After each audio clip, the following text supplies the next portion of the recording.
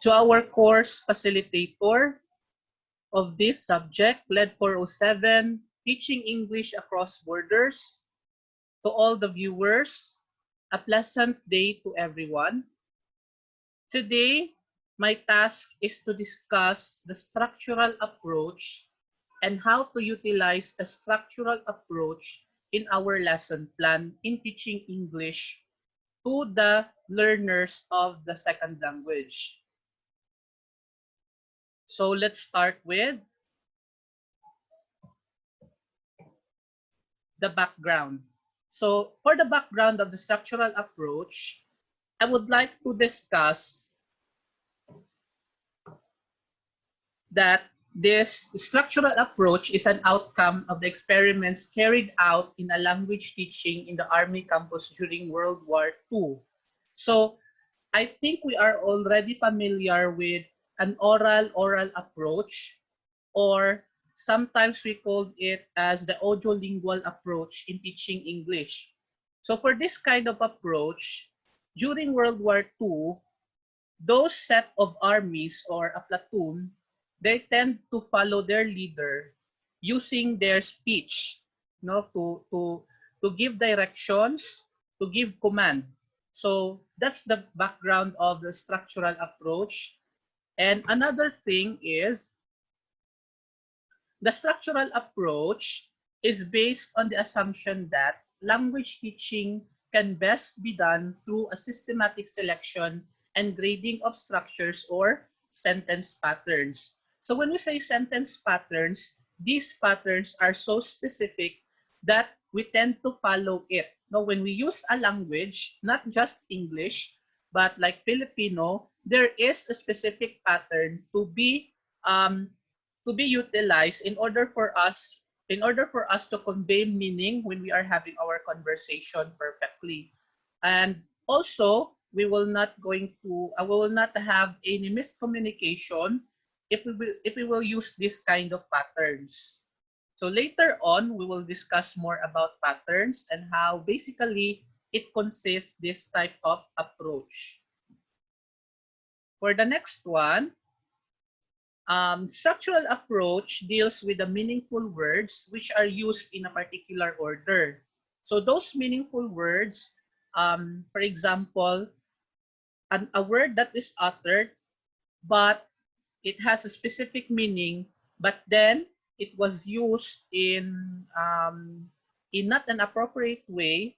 Therefore, that meaning will be useless. So there is a miscommunication that follows, no? So we will not understand those who are talking, and the listener could have lead to misconception.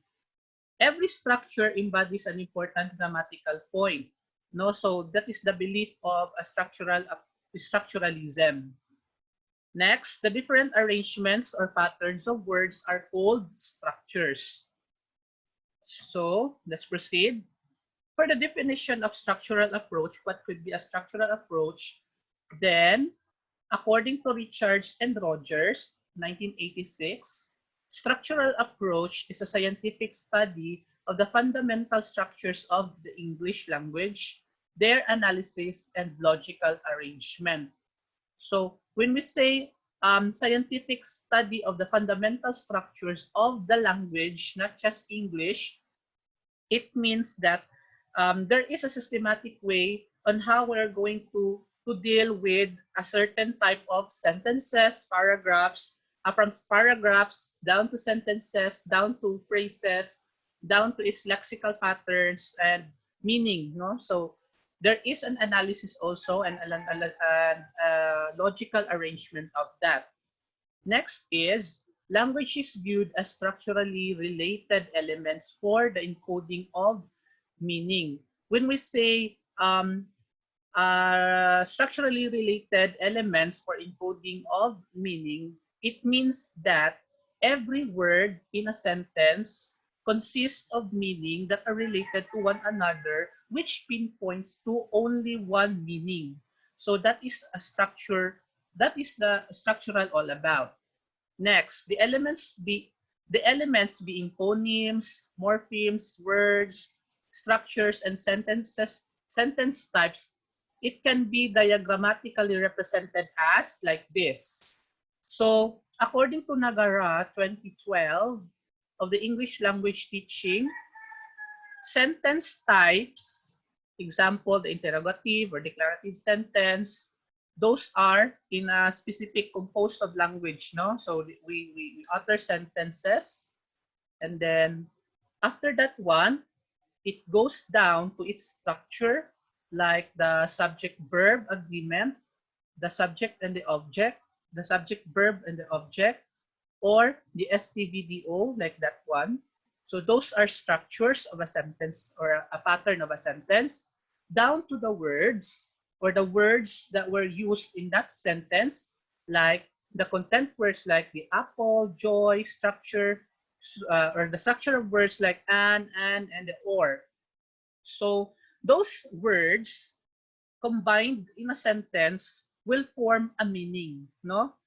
Then down to its morpheme. What is a morpheme? It's the smallest meaningful units of language, like boy, girl, no, dog. So anything that is or any word that contains a meaning, no. Then down to its phonemes, the sounds, no, the sounds of the language, like the z and the like, no. So those are in the language structure.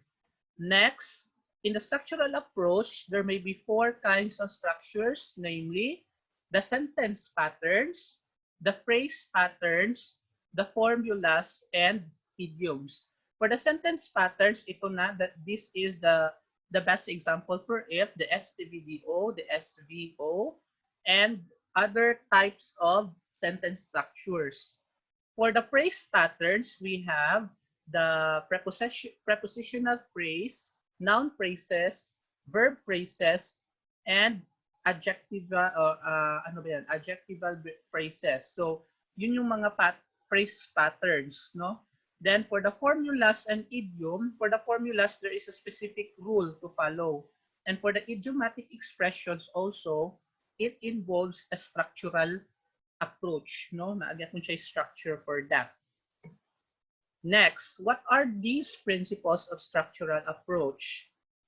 So for the principle of structural approach, there are three main principles for this approach. And number one is the importance is given to students' activity rather than the activity of the teacher. So this kind of approach is a student type or student-centered type of approach. So it emphasizes the importance of the activity of those learners rather than the teachers, because the teacher here is just a facilitator, but then again, the student will be the one to manipulate whatever language they would like to learn. No? So the student is the center of the learning. Next, importance is given to speech work. It is just speech work, no? But we tend to also to incorporate written outputs for students.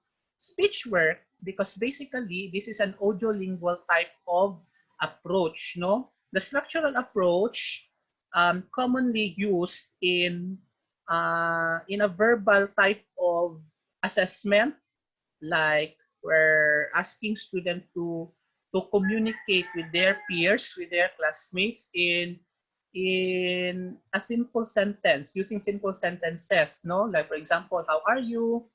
So what section are you?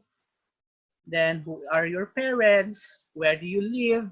So those are simple sentences that may be used in order for the students or for your learners to create a communication. That's why it's just a speech work. Or you may also ask the students to create their own sentence. The teacher will give first an example, and then after that one, those example given by the teacher will be patterned to the output or to the speech made by the students. And the third and the last, importance is given in developing correct language habits among the students, particularly the habits of arranging words in English in order to replace the sentence patterns of the pupil's mother tongue. So in this type of approach or method, we tend to use also the direct method in order for the learners to understand the language, the target language. So for example, you will ask the students to give a sentence from their first language, no, from their mother tongue. And then after that one, you will ask the students to one by one change those words in a sentence to English or to the target language. Then in that way, you are doing now a structural method, no? Because you are changing those words and then you will ask the students, the final phase of it is that you will ask the students to compose a sentence according to the correct structure of the target language, no? Then you will have now the sentence patterns as your backbone, no? So let's proceed. So here is the lesson plan. I use the content, or I tend to choose the content about using the present tense and past tense of verbs. So here are the content and the performance standards. Take note, the content and the performance standards was taken from the competencies or the learning competencies from the most essential learning competencies provided by Department of Education. So for the content standard, because I am a grade 6 teacher as well as an advisor, I'm an elementary teacher handling English subject. So I choose to have this content standard, which states that the learner demonstrates command of the conventions of standard English grammar and usage when writing or speaking. And the performance standard will be the learner uses the correct functions of nouns, pronouns, verbs, adjectives, and adverbs in general and their functions in various discourse or oral and written. So if you may ask, I use this or I choose this type of content standard and performance standard because basically structural approach is more focused on the grammar, no grammar. So as you can see, for my learning objectives, I choose a specific learning competency. So again, this competency is taken from the learning competencies provided by DepEd. Compose, ito na yung learning competency. Compose clear and coherent sentences using appropriate grammatical structures, tenses of verbs. So here is the code EN6G IC 3.2. So it means that this learning competency is intended for English grade 6 first competency, week 3 and day 2. So for the objectives, these are the most specific objectives I would like to target. Number 1, recognize the tenses of verbs that is the present tense and the past tense. So then the next one is the learning competency, compose clear and coherent sentences using appropriate grammatical structures, tenses of verbs, and the last objective will be give the significance of the tenses of verbs in their daily living. So these are composed of 3 domains, no? Next, for the learning procedures, I prepared a preliminary activity starting with the drill. So let's take a look on what activity I prepared for the drill that encompasses the notion of a structural approach. So here it is. The instruction was, give the directions to the following exercises and call on pupils to answer sharply. Meaning, I will give the direction and then I will ask a pupil to stand and utter the words that I would like to hear based from the following instruction.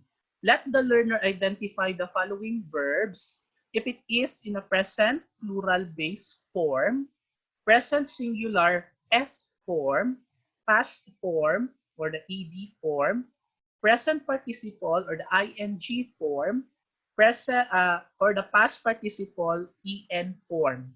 So, for example, I will ask the learner to, okay, number 1, answer this if it is in a plural base form, present singular. Okay, number 1, the word is walks. And then the student will stand or will raise his or her hand answering, sir, that is a present singular S form, walks. So therefore, in that way, the student will will have an icebreaker on how to deal with this new topic, no?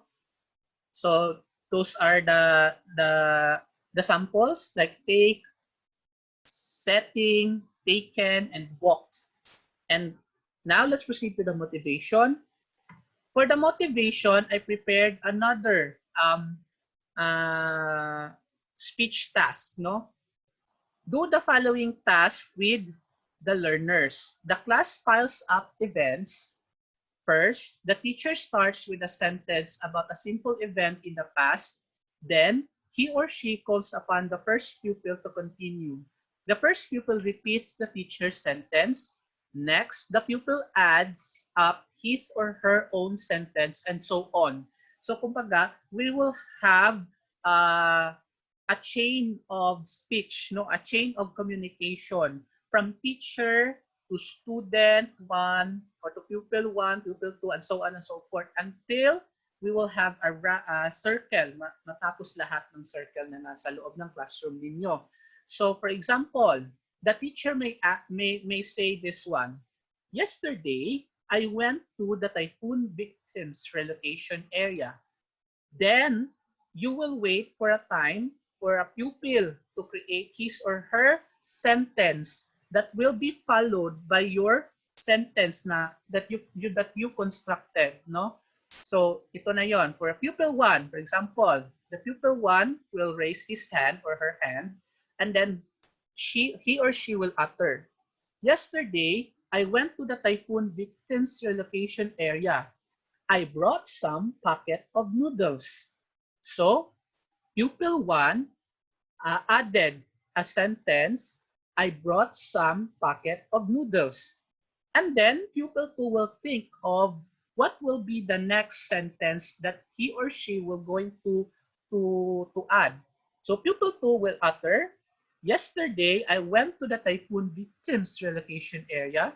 I brought some packet of noodles. I played basketball with the kids. So, and also you may also ask the students to write it, no, so that they will not going to forget those sentences that was uttered already. So, yun siya. This is very fun, no? This is very fun activity for the motivation. I am 100% sure that your tutors will really enjoy this type of activity. Next, for the developmental activities, here on this area, if you can see, if you can see my lesson plan, this is a lesson this part is the lesson proper. Activity after the presentation of concepts. So supposedly there is a presentation of concepts pa. But then I highlighted only the activity after the presentation of the concept because we all know how to present it, no? The teacher can work on it. So for the activity, I'll just present to you this activity. Let the learners do the following activity with their peers. For the instruction, again, this is for peers pa rin ha. So again, student-centered, no? Teachers are just facilitator. Work with a partner. Take turns in asking and answering the questions appropriately. So, kumbaga, students, learner number 1 and learner number 2 will have a communication through the following questions, no? Like number 1, how do you spend your free time at school? So, the student will tend to create a sentence in order for him to reply to that question. Where does your family live?